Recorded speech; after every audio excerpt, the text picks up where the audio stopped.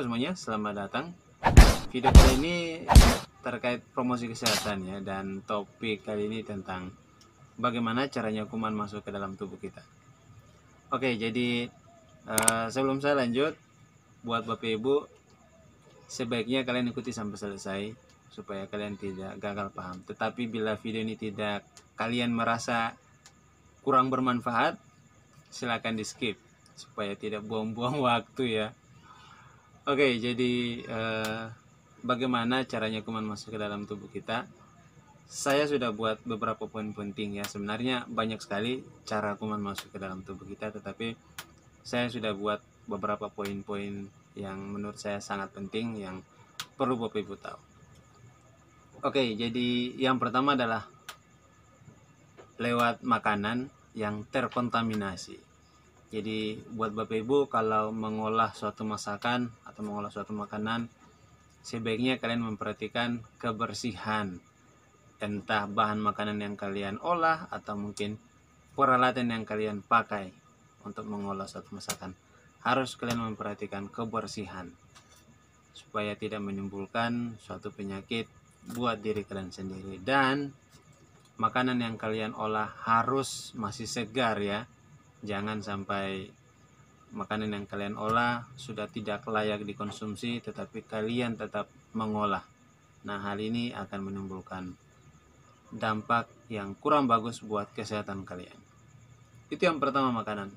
Kemudian melalui media luka. Nah, untuk luka ini sendiri, buat kalian bila punya luka sekecil apapun itu, sebaiknya kalian rawat dengan baik supaya tidak menimbulkan atau tidak menjadi media masuknya kuman ke dalam tubuh kalian. Dan bila buat kalian yang punya luka yang membutuhkan penanganan atau membutuhkan perawatan yang lebih serius, sebaiknya kalian bawa ke fasilitas kesehatan, entah puskesmas, entah klinik kesehatan yang lain, atau ke rumah sakit. Seharusnya kalian bawa ke sana supaya mendapat perawatan yang lebih baik. Jangan sampai kalian pelihara di rumah, nanti sudah mulai parah ya karena tidak mendapat perawatan yang lebih baik, baru kalian bawa ke rumah sakit.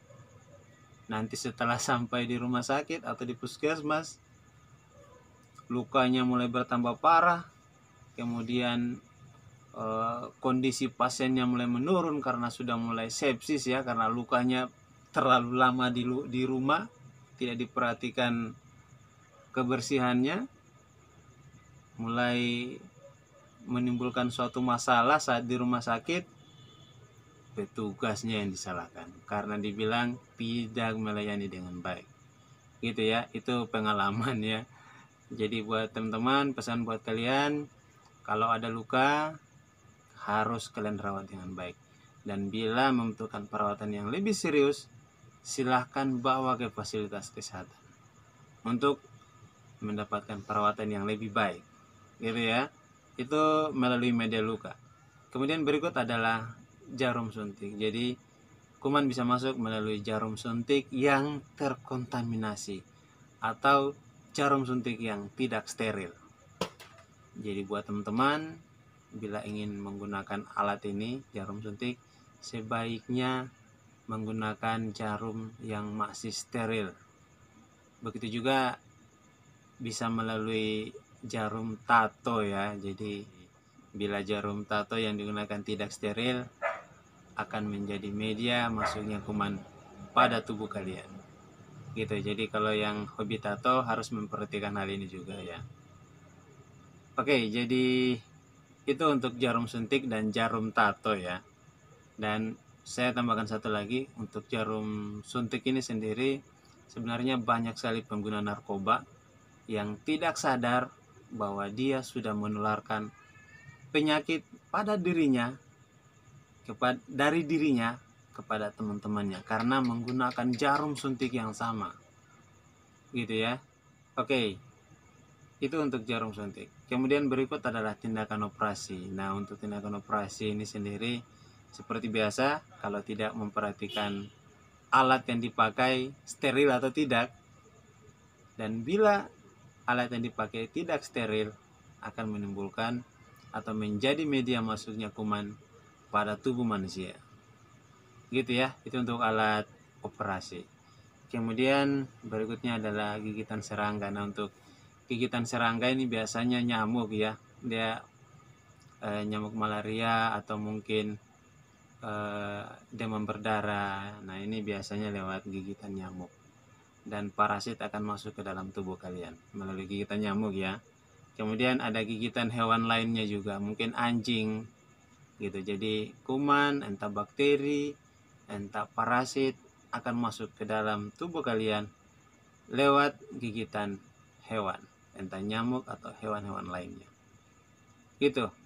Itu untuk gigitan serangga dan hewan lainnya. Kemudian berikut adalah melalui telinga. Nah, untuk telinga ini sendiri kalian perhatikan baik-baik. Kalian ikuti sampai selesai ya, supaya tidak gagal paham. Nah, untuk telinga sendiri sebenarnya ada serum ya pada telinga kita ya, atau mungkin biasanya dibilang tai telinga.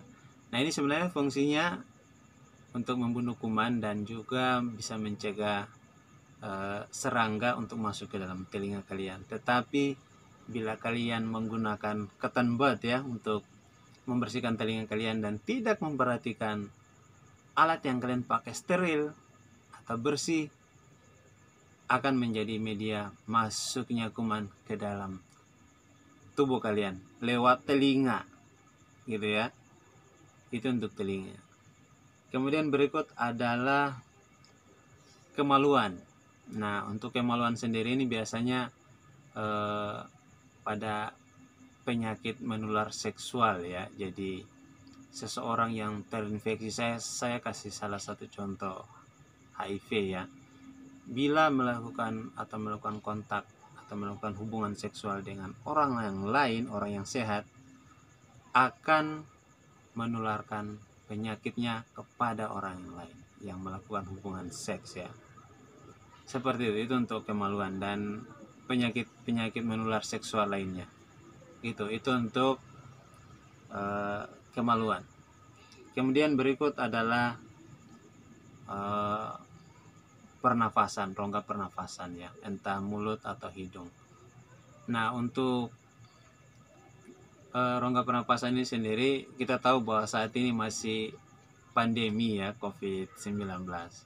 Jadi kuman bisa masuk, entah virus, entah bakteri atau mikrobakterium tuberkulosis gitu ya, akan masuk pada tubuh kalian bila kalian terpapar atau bila kalian melakukan kontak dengan orang yang terinfeksi. Dan bila kalian tidak menggunakan masker,